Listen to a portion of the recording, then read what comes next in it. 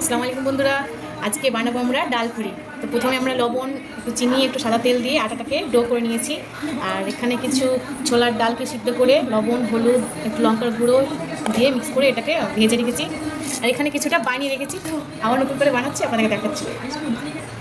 এটাকে ভালো করে গোল করে নিয়েছি। এবার এর ভেতরে এরকম করে একটু গোল বাটির আকারে করে নেব। এই যে পুরটা আছে, পুরটার ভেতরে একটু হালকা করে পুশ করে ভরে নেব ভেতরে।